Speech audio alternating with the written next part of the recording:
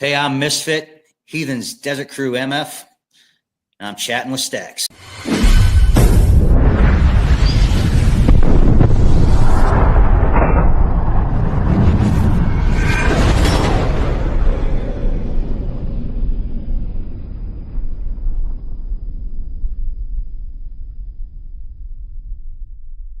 Welcome to this episode of Chattin with Staxx. I'm your host, Bill Staxx, and today I got Misfit. Hey, how you doing, Staxx? How you doing, man? I'm doing fair today, you know, for a Saturday anyways. Thank you for joining me. I appreciate you taking the time. No, I appreciate you having me on. Yeah, no doubt. So where were you born and raised? Yeah, I was born and raised right here in Tucson, man. Been here my whole life, 54 years worth of it anyways. Actually, I did go to Texas for a year after I got into an accident. Ended up losing my house, lost everything, lost my job and shit. I was actually run over on my bicycle by a U-Haul truck, man. Put me in a coma for about a week, broke some ribs, broke my scapula, punctured my lung, mad road rash over my whole body. So I went there for about a year to recover at my parents' crib. Then I came back to Tucson, and I've been here my whole life though, man. Just beautiful place to be. What was your early life like? It wasn't bad, man.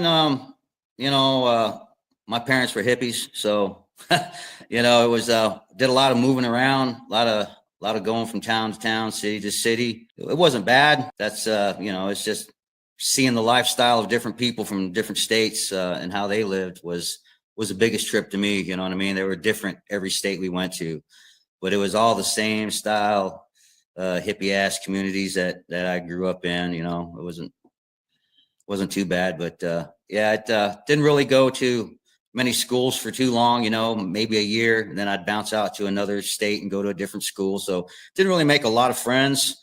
So I was kind of like, didn't really want to have friends when I moved state to state. I didn't make friends with people because I was like, well, I ain't going to be here long. So there's no reason to get, to know you.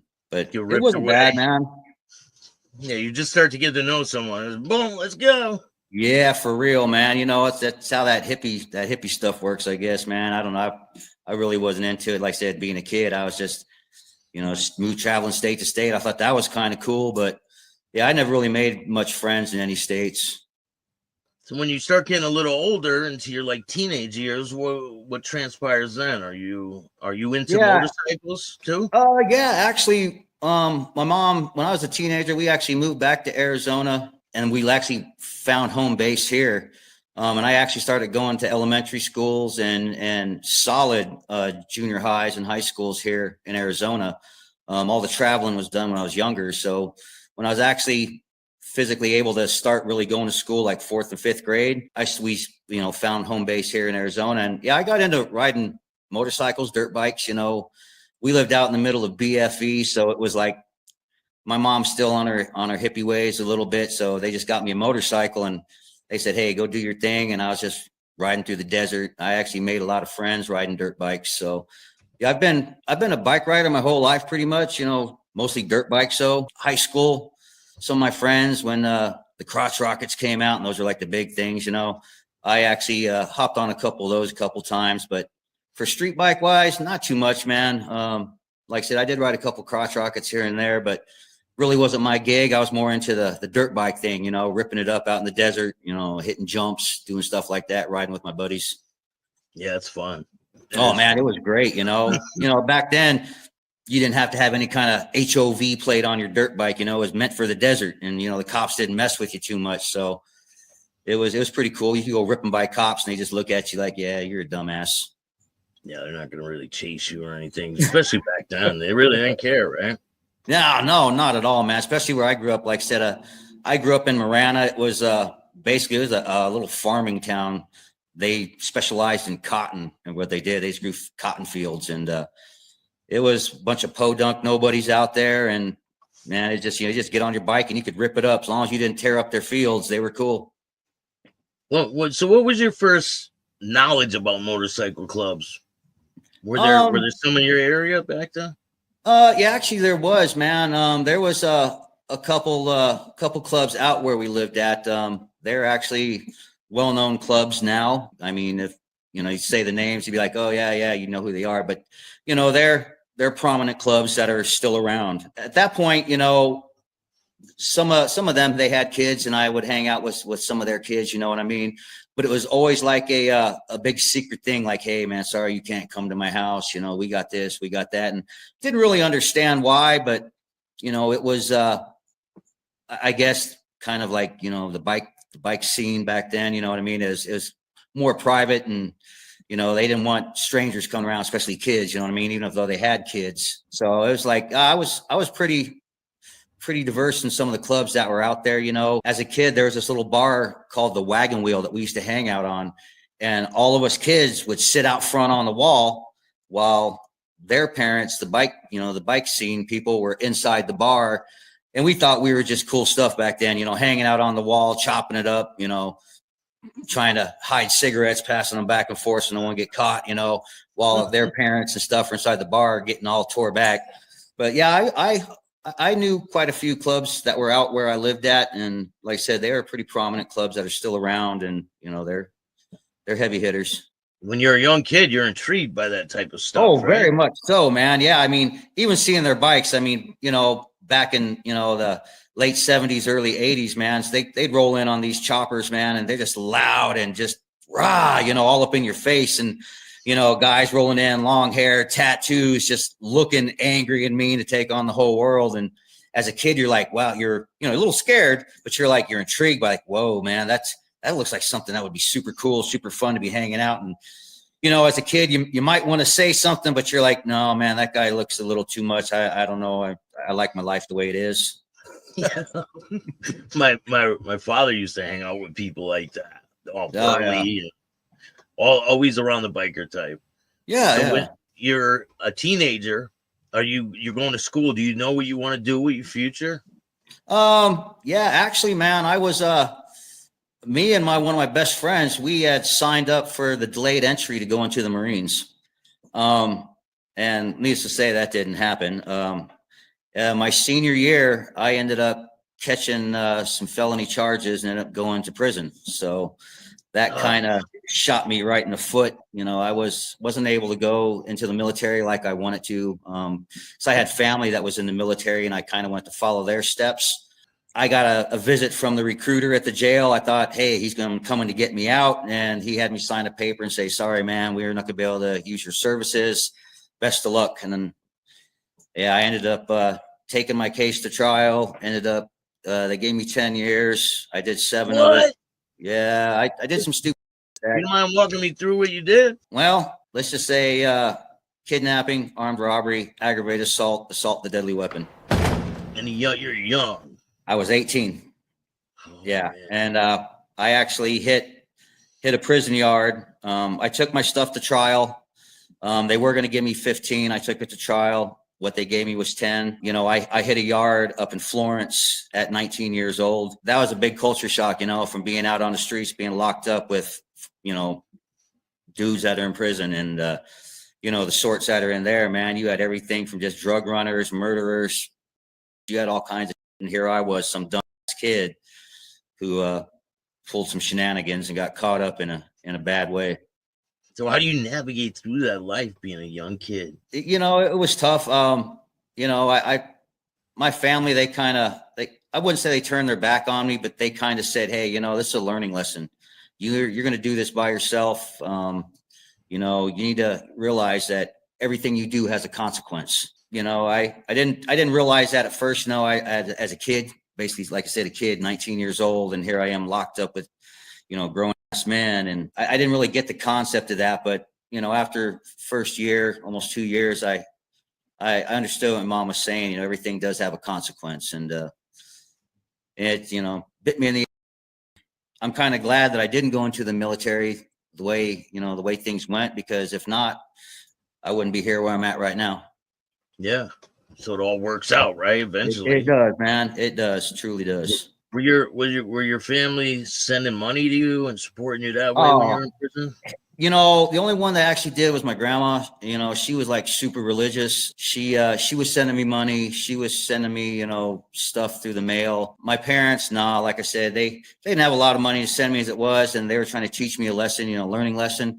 So I had to come up with my own hustle when I was in prison, and first it started out with drawing on envelopes and then writing poems for dudes, and then I got into tattooing, and that was really my hustle probably for the last 4 years in prison was tattooing, getting my hustle on that way. Damn, that's a rough way to grow up. I started going to prison at a young age. I was 13 years old.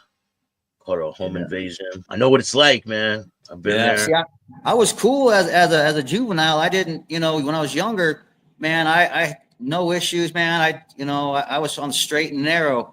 Just one night hanging out with some buddies, we decided to do some dumb shit, and guy got caught up, and you know what I mean? It kind of bit me in the backside. Wow. So is there any crazy situations that you've seen in there you can walk me through? Oh man, I saw several. Actually, I was out at a yard on Wilmont, and this is when they took away all the free weights. We got released out onto the weight pile bench. And this is back when guys actually had free weights and you could lift free weights. Well, I guess there was a beef between the whites and the Mexican side. And one of the Mexican guys was on the weight bench. He was benching some weights.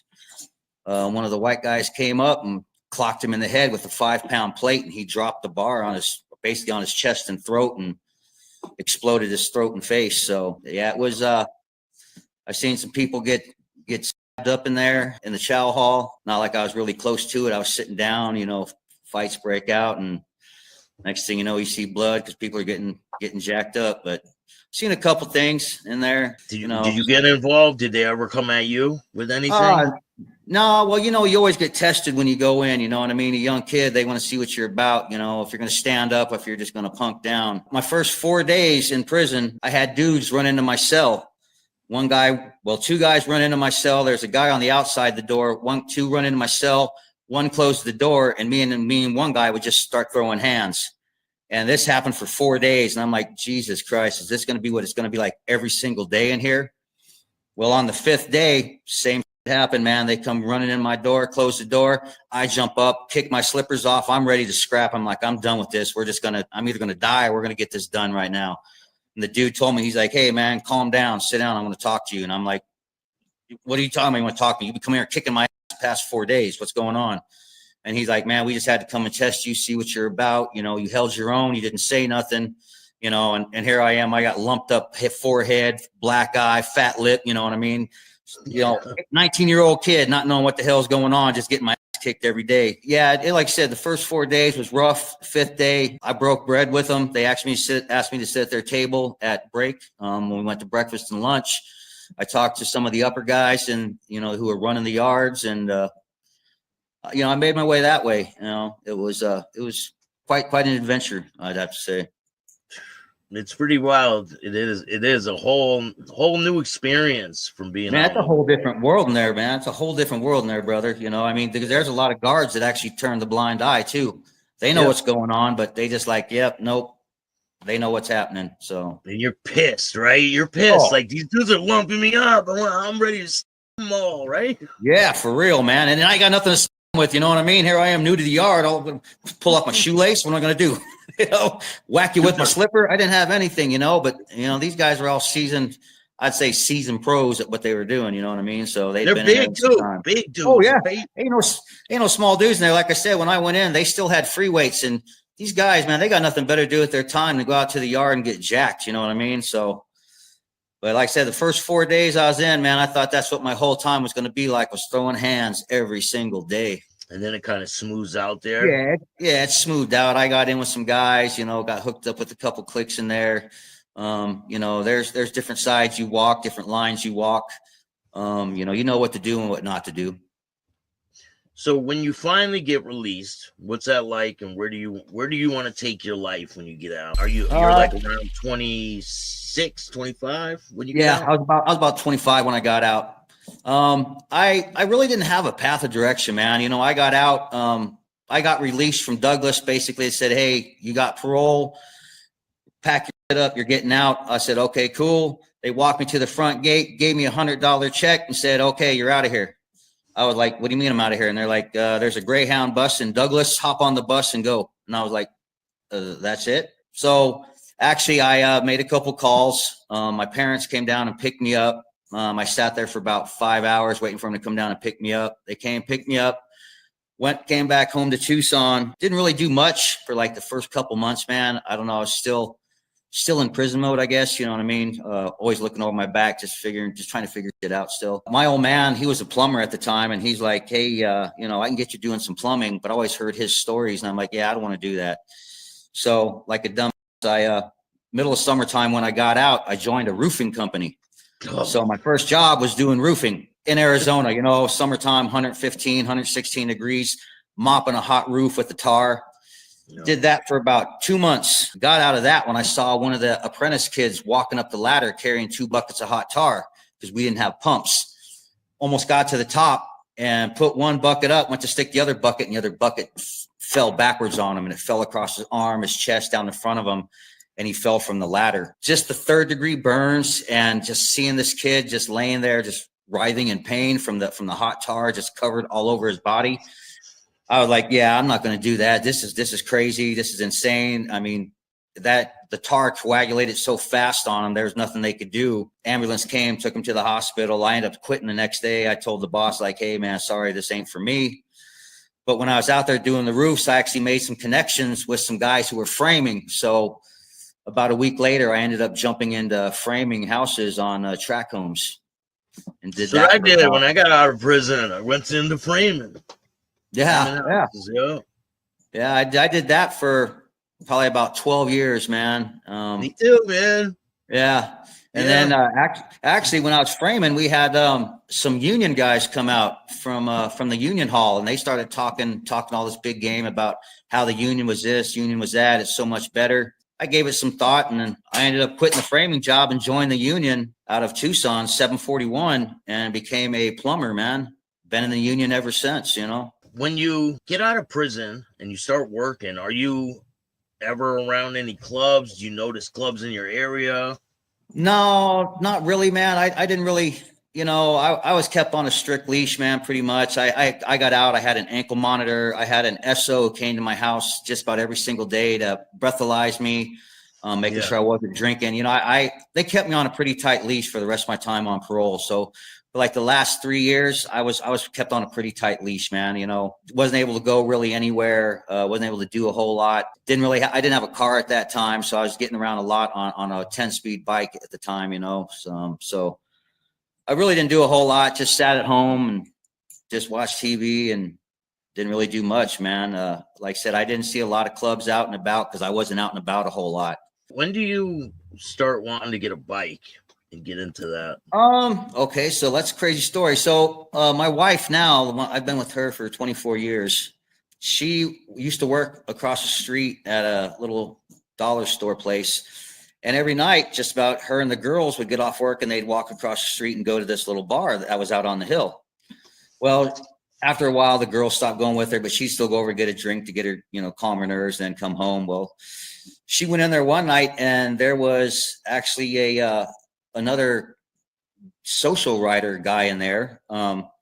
Then she noticed that he actually had the same patch that her uncle wore in Utah, because he rode for the same club up in Utah. And they got to talking. She said, hey, how you doing? You know, my uncle rides for that club in Utah. And he's like, oh, hey. They started chopping up, talking, and they started meeting at the bar, just, you know, talking when my wife would get off work. And I guess at that point, the guy she was talking to, he was actually talking to the Heathens at that time. I guess he was trying to get out of this social riding club and start prospecting for the Heathens. Me, where I was working in Phoenix. So I was commuting back and forth every day, 6 days a week, you know, and time I get home, I'm dog tired. I don't want to go to no bars. I don't want to do nothing. I just want to eat and go to bed.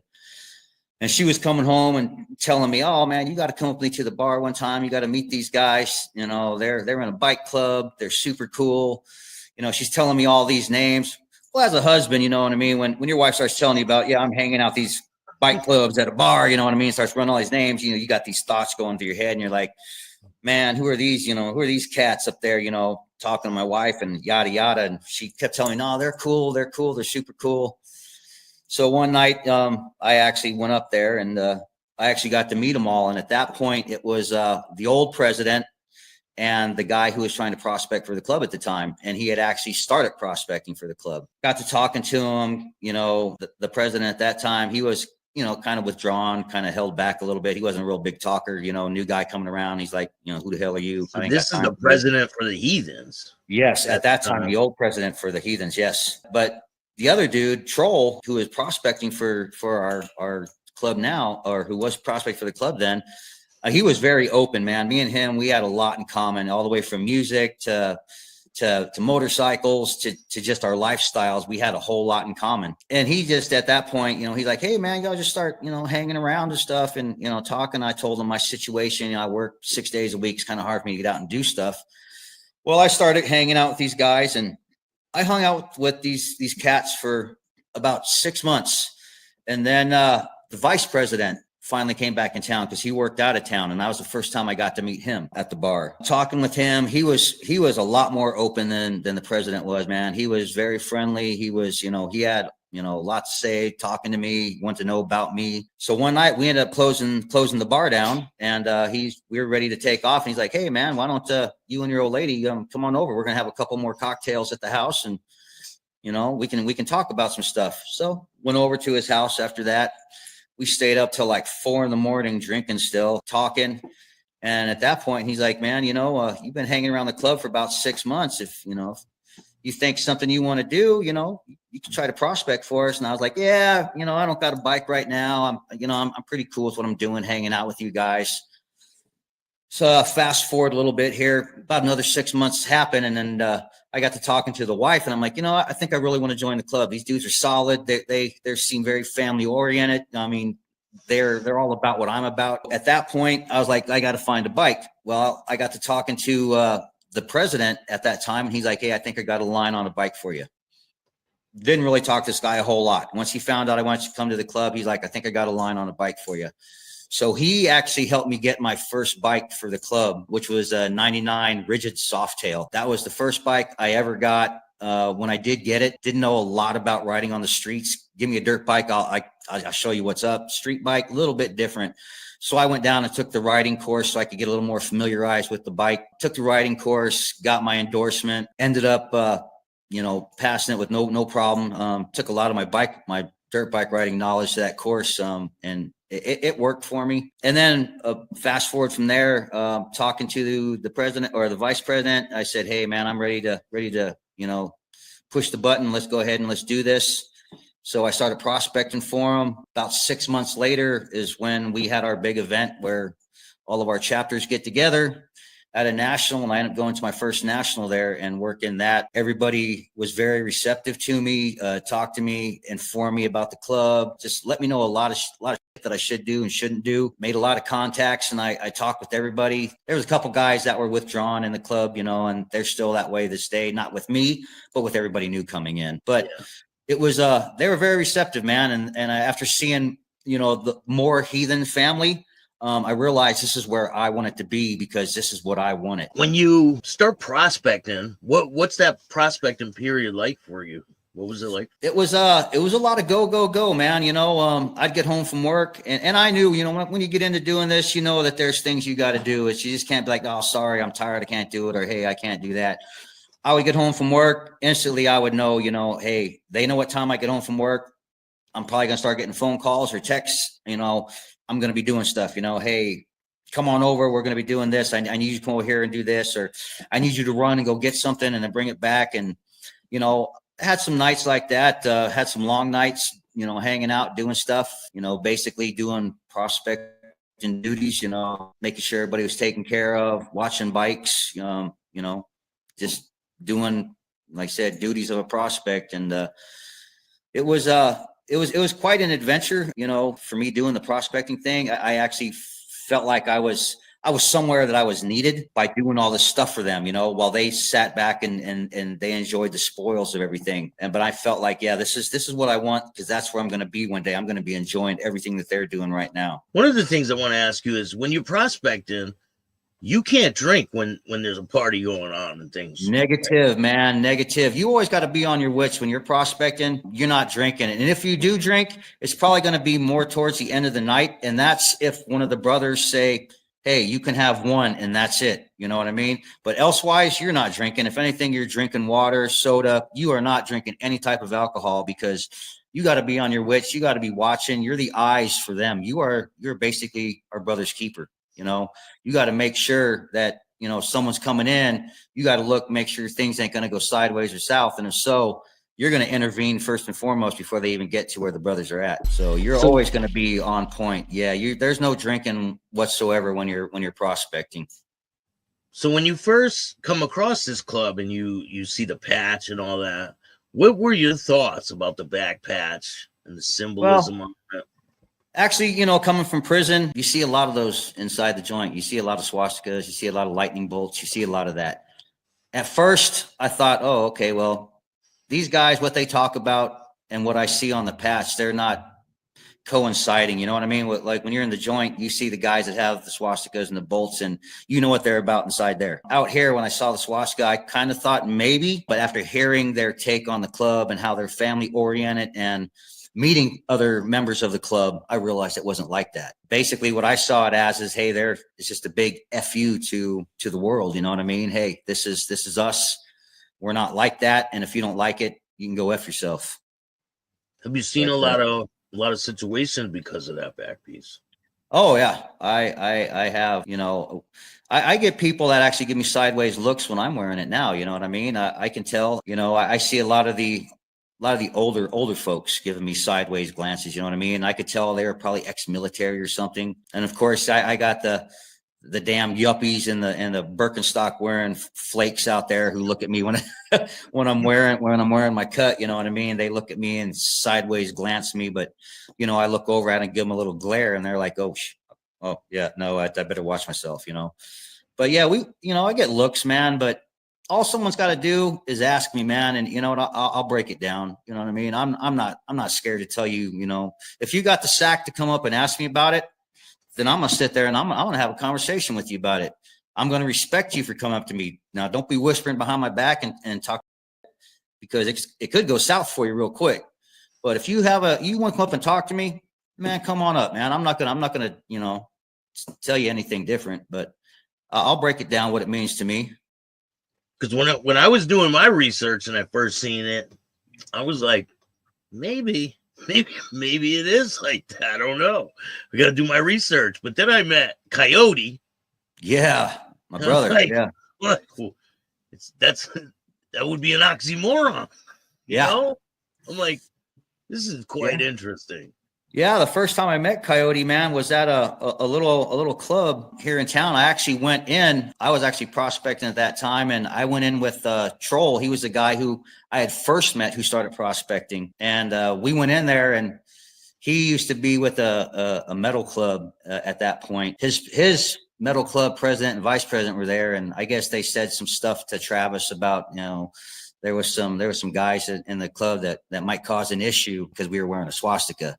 That wasn't the case at all. I had known Travis previously to this because I'd seen him around. I used to ride skateboards. I didn't really, wasn't his, you know, to hang out with him or anything, but I'd seen him at the skate parks. I'd seen him around. I knew who he was.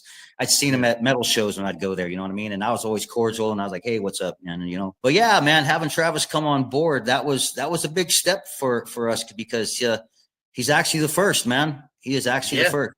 That is huge. It really is. It breaks barriers. It opens up doors for a lot of different things. And since he's the first, was it always a white club?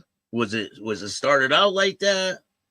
I would say it started out as a full white club because, you know, there was a couple guys, you know, white Mexican guys in the beginning who were in the club as well, you know, but we never had any people of color in there. You know what I mean? I know at one point, the chapter here in Arizona, they tried to make it that way, like the old chapter. This was before I even got started, way back in 2010 when they came to Arizona. Before I even got in a club, they tried to make it that way. That got shut down quick and fast. You know what I mean? Some guys came in and said that, well, if you're wearing that, that's what we're going to do. And they said, no, that's not what we're going to do. And that got shut down quick and fast. So, that's not what we're about by any means. We're not a racial club. We're not a supremacist club. Like I said, to us, it's just a basic big FU to society. We're going to do what we want. And if you don't like it, go fuck yourself. I think a lot of people maybe get a misconception on what's the back piece. Oh, they truly do. I know they do that. That's why I said I don't have a problem if someone's got the sack to come up and talk to me. Man, pull up a seat. You got a minute? Get a Snickers. We'll be here a while. Yeah. If you don't mind me asking, what is the history that you know about the club and how it was created and when it was created? Well, I know it was started back in 1973 in Venice, California. I know that we actually, believe it or not, we had started out with, where we got the buzzard from. That was from a sporting goods store out of Oregon that closed. And then they adopted the swastika on the bottom.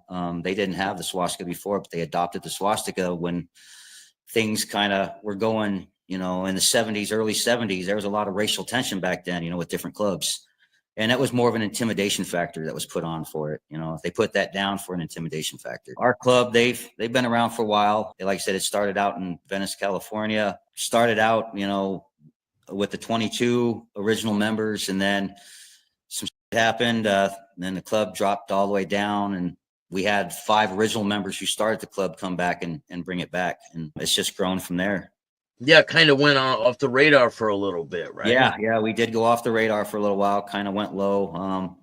We had some things go south. I was not getting into too much detail about it. One of the things was we took over a cop shop, actually. Yeah, I read about that.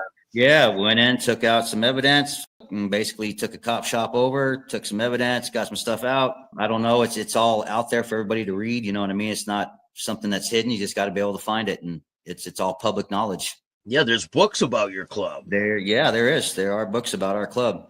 Yeah, very much so. So it has a wild history to it. What does it mean to be a heathen to you? To me, me being a heathen, man, it's I'm going to do what I want. No one's going to tell me what I can and can't do. I'm just going to do whatever I feel like I want to do. I'm not above the law because something can happen, but I am above the law at that point. You know what I mean? I'm going to do what I want to do. No one's going to tell me any different. That's why I rock the patch that I rock. To me, it's family, my brotherhood, just being with my family and my brothers on a daily basis is a drive that I have for this club. So when you were a prospect, what was it like when you finally got your patch? I felt a little bit of a gratitude and achievement right there, that they had finally accepted me and gave me that next step up to keep continuing forward.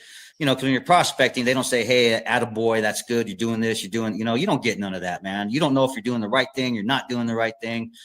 And then when they present you with it, you're like, wow, I must have been doing shit right. These guys, they saw something in me. Yeah, because everybody doesn't make it. Have you seen people come and go?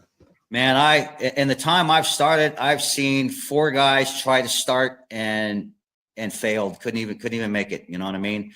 Couldn't even make it their prospecting period, let alone get to the probationary period. They just didn't have it in them, man. It's not for everybody. What we do is not for everybody by any means. You know what I mean? You gotta have the want and the drive to do what we do. And if that's not what you want, then this, like I said, our lifestyle is not for you by any means. No, will you guys being in a club and say someone has a drinking problem or something, and they come to you guys and say, listen, I got a problem. What would be you guys' response to them?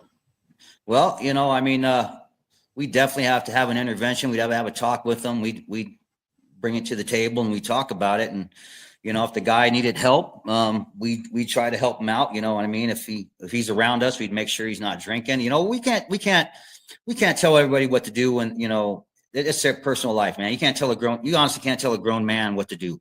You know what I mean? If he wants to do it when he's not around us, he's going to do whatever he wants. That even goes with drugs. We do not allow any hard drugs whatsoever. I mean, being in Arizona, people smoke pot. It is what it is. You know what I mean? But anything hard, you're shooting drugs intravenously. You're doing stuff that interferes with the club, whether it be drugs or alcohol. We're going to bring it to your attention. We're going to have a sit down and we're going to figure this out. And if you you can't get off that wagon and you still want to, be a jackass, and, there's going to be consequences, whether it be, busting you back down or, exiting you from the club 100% all the way around. We're here not to do that to anybody. We want to keep our brothers around. So yeah, we're going to intervene, and we're going to watch. Like I said, we are our brother's keeper, and we want to watch our brothers back. We want them to succeed where we're at right now. But if there's something that they can't do, like I said, it's not for everybody. You can't tell a grown man what to do when he's not around you. They're going to do what they want to do anyways. But no, if there's an issue where it starts affecting them and the club, yeah, we definitely have to bring it to the table, and we're going to talk about it. And you guys are very meticulous on who you pick. You don't just let anybody in this club, right? Oh, no, we don't have an open door policy. Hey, come on in and do that.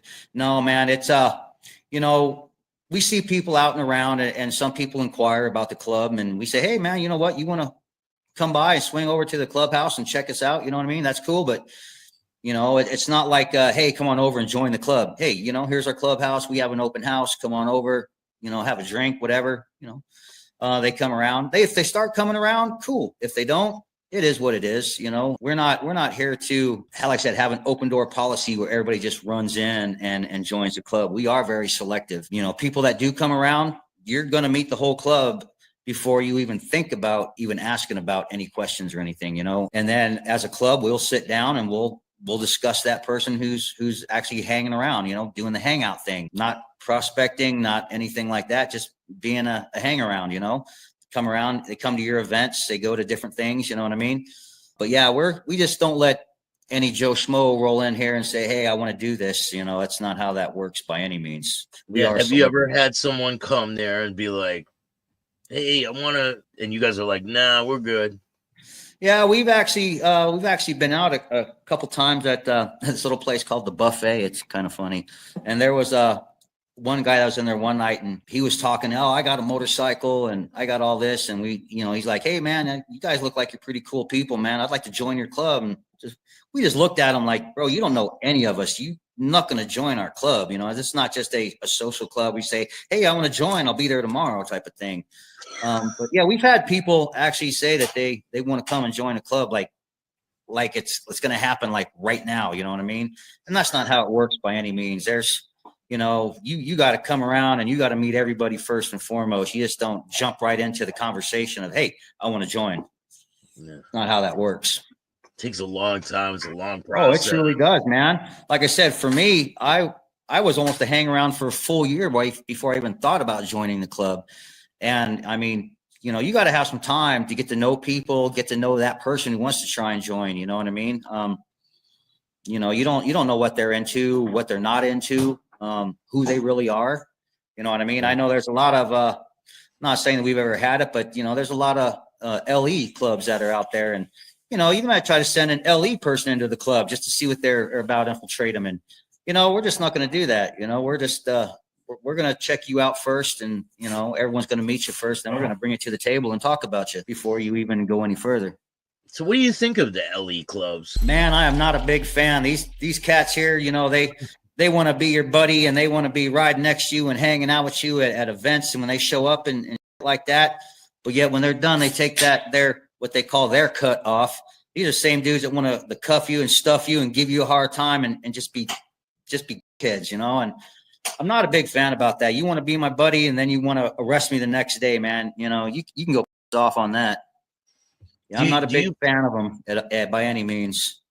Do you find that law enforcement bothers you guys a lot? Yeah, we've had some run-ins with the cops before. Crazy thing, me and my vice president now, we were on a run going out to another club's clubhouse. We got stopped 3 times in one day by the gang task force in a matter of miles, bro. Miles. And it's just, yeah, we get hassled, you know what I mean? Other guys in the club, they got their dislike for the clubs as well. Hazmat, he's a big one. He really despises cops, and he's very boisterous and vocal about that. I mean, I'm not as boisterous, but I drive down the road and I see one, I give him the finger, you know what I mean?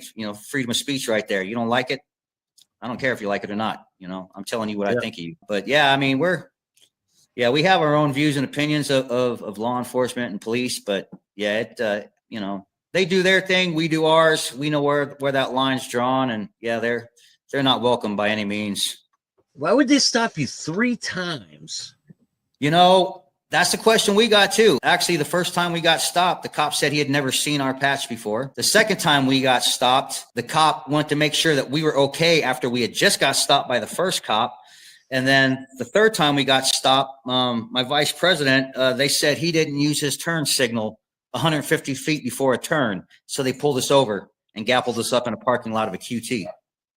Wow. Yeah, you know, they're just jackasses, man. I just got nothing better to do. You know, the one cop, he asked me, he's like, hey, you mind if I take pictures of your cut? And I'm saying, yeah, I mind if you take pictures of my cut. You're not taking any pictures of me. And then this sucker, he says, well, that's okay. My body cam's going to get everything. I'm just like, really? Yeah, whatever. Yeah, I see how you guys roll. What's it like when you guys are out riding in a pack? Man, it's a great thing, man. You know, riding bar to bar with my brothers, just the roar of the motor. It's just, you know, we're on the highway. We're just ripping down the road. You know what I mean? It's a great feeling, man. You know, passing people. I mean, they respect bike clubs. Well, I can't say everybody does, but most people in cages, they respect bike clubs when they see them and they get out of the way. But it's a great feeling, man. Rolling down the road, you know, wind in your face, getting that wind therapy with your brothers, you know, just. It's nothing better than that, man. You know, winding through mountains like serpentining. It's just like a big snake. You're all in unison. And you're just going, man. We've had people in the past when we went to Sturgis, you know, videotape us, and man, it's a beautiful sight when you see all the bikes just back to back to back, and we're just serpentining through the hills going up to Deadwood. It really is a crazy sight to see. It truly is. How many places have you guys been, and have you guys traveled far? I've traveled a little bit, you know what I mean? We were going to Sturgis for quite a while there, you know, going up to South Dakota, riding up there, going up to Spearfish. Sturgis pretty far, right? Sturgis yeah. Pretty it's far, like, right? From where we're at right now, it's like 1,296 miles one way. So it's a nice little ride. It's a nice little ride going up there. You know, it takes about a day and a half to get there, just, you know, rolling on the sleds. But, you know, we stay in Spearfish up there at the campground, and then we roll into Sturgis. But I've been to Sturgis, South Dakota. I've been to Colorado, Utah, California. I've been to a couple places around. I know there's other brothers in the club that have rode basically like from coast to coast. They've gone, you know, I haven't done that kind of trip yet.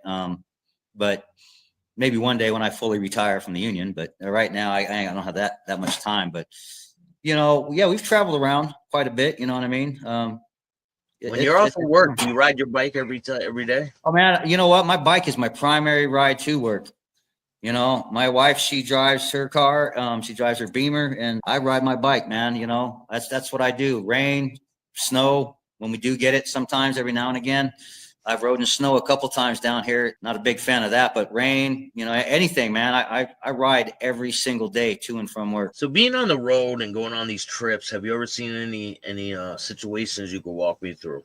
Realistically, man, I've never really seen any situations. I can say one situation was I was going up to Sturgis one time. I had my wife on the back of my bike, and I hit a pretty big bump going across the bridge, and I about threw her off the back of my bike. She went up and over my shoulders, and the whole bike just started wobbling down the freeway at 80 miles an hour. I mean, that's probably about the most craziest thing that's ever happened or I've seen happen. You recovered? Oh yeah, I recovered, man. From the motorcycle training that I learned and everything, I just let off the throttle and I leaned forward on the bike on the handlebars and just let loose of the bars a little bit, let off the throttle, lean forward, put my weight on the front tire and stop the wobble. But she came down. She was panicked out. She was freaked out. We were riding with the pack heading towards Sturgis at that time. And the people in the back of me, actually one of our sisters, she saw basically the whole thing happen. And she panicked out. My wife got off the bike and she ended up hopping on somebody else's bike that was a little more capable of riding, because I just had a little itty bitty pad in the back. You know, it wasn't a comfort seat or nothing. And she actually got on a different bike, and she actually had a lounge chair to sit in. But that's probably the only craziest thing I've really seen or had happen. Usually, man, when we're going, it's a smooth ride, man. You know, it's not like I said, we're not 110 miles an hour blasting. We're all keeping the pack tight and uniform, and everything stays pretty kosher. I've heard stories about tires in the road and all kinds of dead animals. And Oh yeah, that's, well, I can tell you, when I actually went up to Sturgis one time, I traded my Softail for another bike. And we were riding back up in Wyoming on our way back from Sturgis. We stopped in Wyoming to get the bike. We're trucking down the road, and it's like 10 o'clock at nighttime. And at that point, me and the president, we're blasting. We're doing like 80 miles an hour, 85 miles an hour down the road. And I look off to my left and right, and all I see is these eyes that are out in these fields. And I'm like, what the hell is that?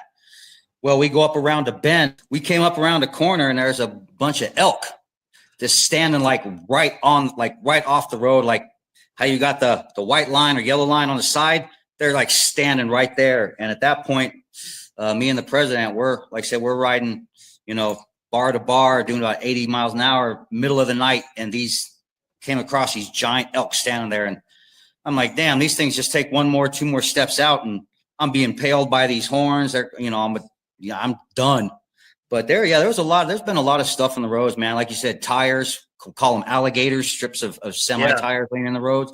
Yeah. I've seen people kick them up, you know what I mean? And that's, I don't know. I've never been hit, never seen anybody get hit, but I've seen cars drive over them and kick them up in the air. But yeah, there's a lot of dead animals on the roads. You got to be swerving around potholes. You know what I mean? It's nothing like hitting a pothole on a freeway at 80 miles an hour, man. That sucks.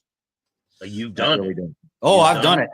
Actually, I actually jumped my bike off of an overpass in California. I was doing 80 miles an hour because I missed the turnoff, and I thought it was a smooth, gradual downhill. I didn't realize there was like a 6-inch curb, and I hit that thing and jumped my bike and landed. Wrenched my bars all the way down to my lap, pushed them back up, broke my shifter. Yeah, that was pretty entertaining, exciting. Have you ever had any accidents? No, man. I've never had any accidents yet, but it's not if, it's always when. You know what I mean? It could not even be your fault and something's going to happen. You know what I mean? Unfortunately, we like Travis. He's one of those guys in our prospect, who just had another one. Just unfortunate people not paying attention, and things happen, man. It could be no fault of your own, and you're going down. Yeah, it's like they especially out there where you live, there's a lot of accidents I've noticed. Oh, it truly is, man. Well, Arizona is one of the leading retirement states. So we got a buttload of old people that are out here, and they just don't pay attention to, even if they do see you, it's like, they don't care. They're still going to do what they're going to do. Cut you off, move over. It is what it is. And, there's quite a few, drivers out here that just don't pay attention to the bikers no matter what. Yeah, it's wild. Were you there when the accident happened with the prospect? Yes, I was, actually. Yeah, I didn't see the whole thing happen because I was in the front and he was in the back. But yeah, I was there from the time the paramedics and the highway patrol showed up till the helicopter got there. I was there with them the whole time. Damn, he had to be airlifted? Yeah, he had to be airlifted. It was pretty traumatic, man. You know what I mean? At one point, the paramedic asked me to hold his head still. She was trying to move his head back and forth while they were getting the stretcher board underneath him. And I actually had a hold of his helmet and was looking down through the clear visor, and his eyes were just so big, man. And he was just looking around. And yeah, man, that was rough. That was super rough, man.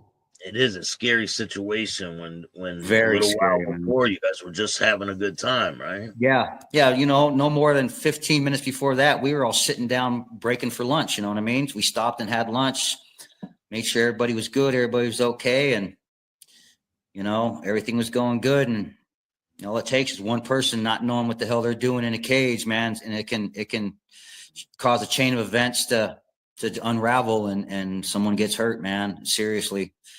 And unfortunately, that's what happened to our brother. Yeah, and he has a GoFundMe page. I'll put a link in the description as a video, and people could help out if you want. That's awesome, man. Yeah, his family, they would truly, be blessed if we could do that too. You know what I mean? We've done quite a bit for him down here.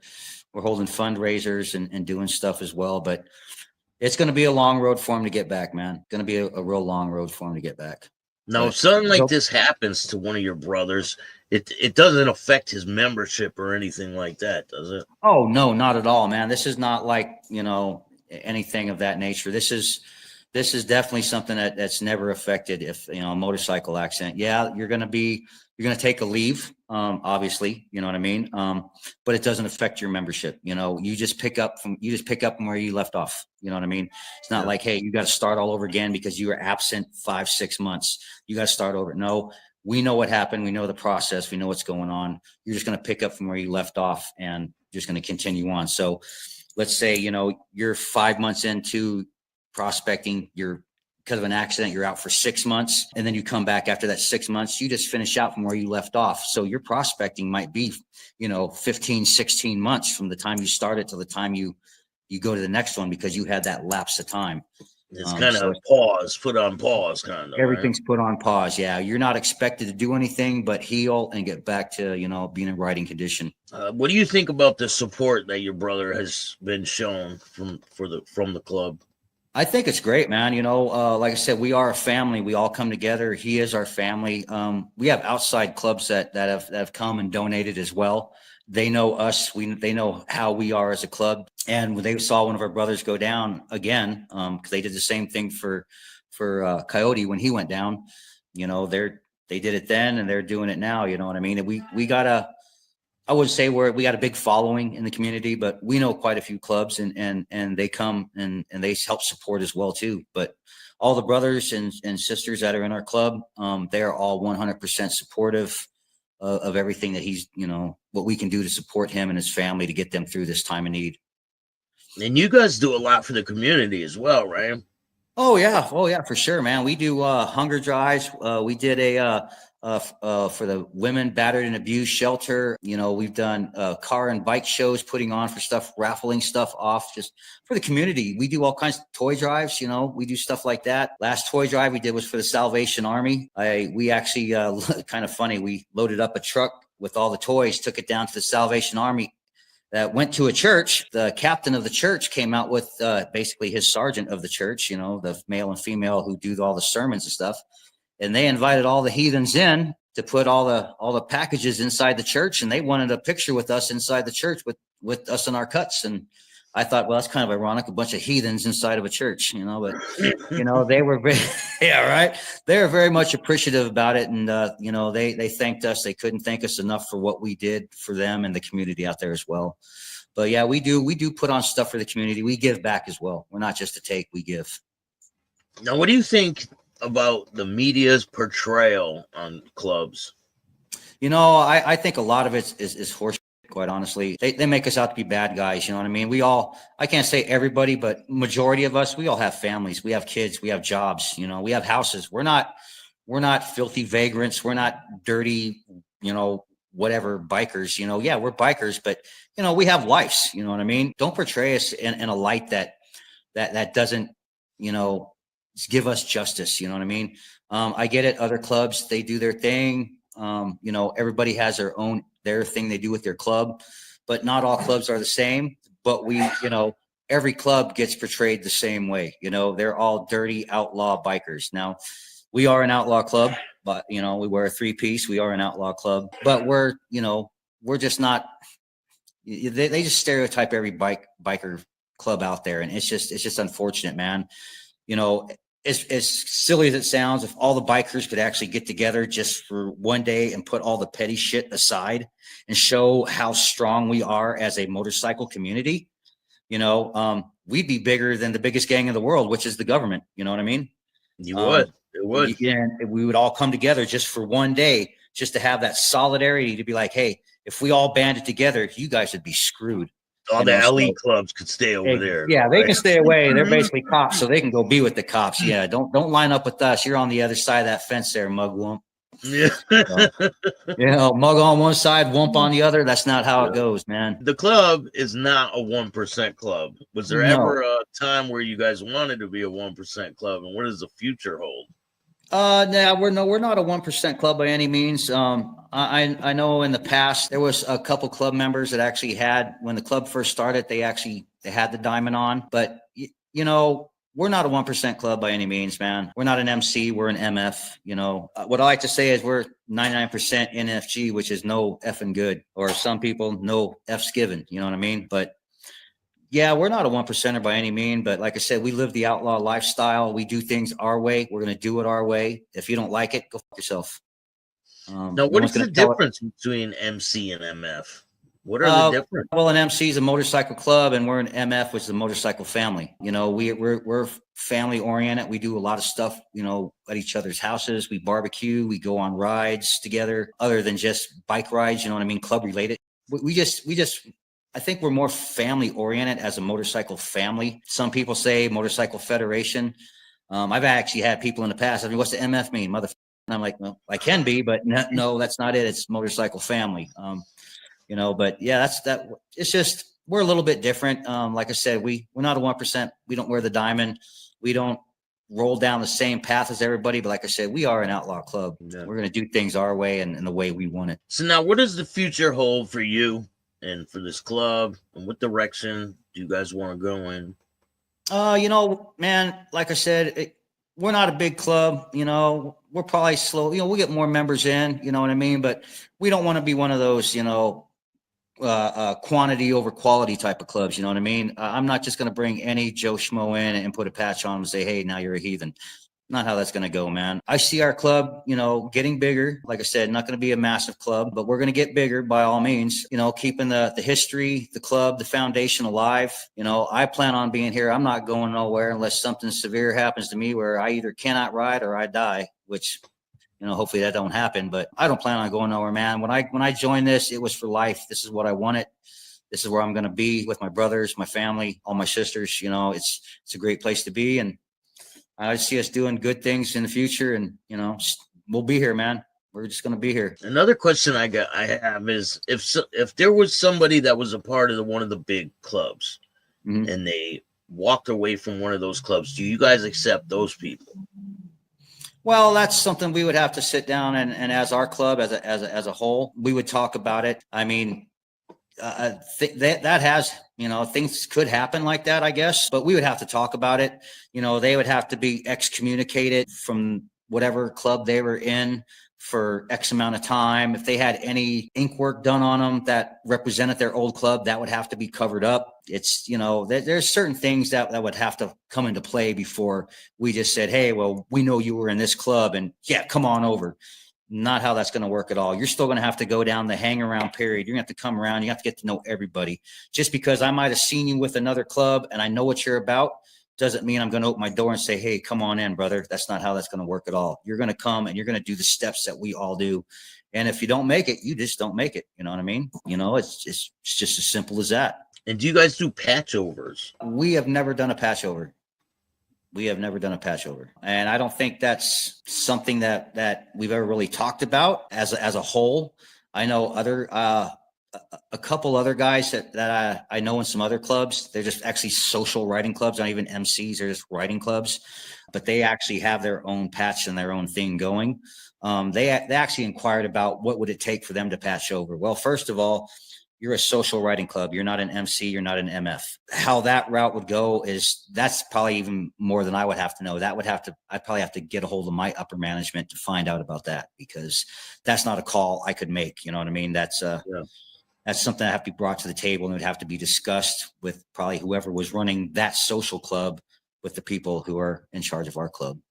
You have to get to know every single person, right? Exactly. Yeah. It's not going to be like, well, you wear a patch already, so yeah, sure, come on over. Yeah, you're good. Like I said, the process for doing what we do is the same for everybody. It doesn't matter who you are, from another club, from a social club, from a nobody. It's all going to be the same process. You know, it's like I said, it's not a revolving door. It's not an open door. You're going to have to follow the steps that everybody has followed before you even think about going this way. Now, if somebody is out there that maybe wants to join one of these clubs, what would be your advice to that person? I would say, you know what, get out as much as you can. Get to know people. Some people ain't going to be as forthcoming with, you know, being friendly and being, giving information. But get out, man.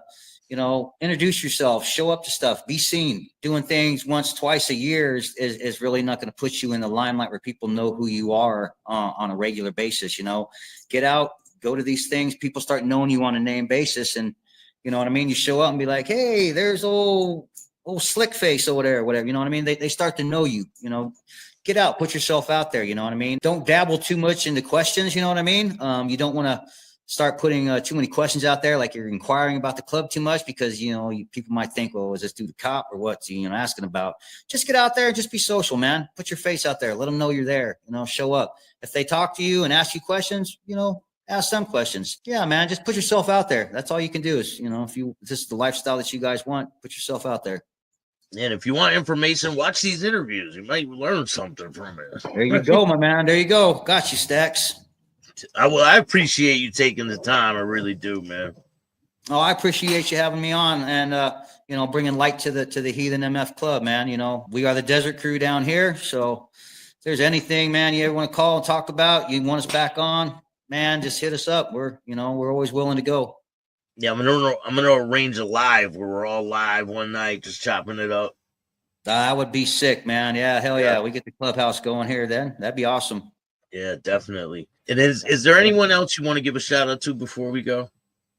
Just all my brothers out there, all around, you know, my brothers in Australia, my brothers in Wyoming, my brothers here in town, just, you know, everybody who's been supporting us, man, keep doing what you're doing, because we'll keep doing what we're doing. And, you know, thanks for being here with us, man. It's a journey. Definitely. Thank you, man. Hey, and if you like this show, hit the like button, subscribe, hit the notification bell so you can get my videos every time they drop. And the link will be in the description of this video for his GoFundMe page to help out his prospect that had the accident. And if you can't donate, and if not, share it. Share the link. I appreciate you. And if you don't like this show, too bad, start your own podcast.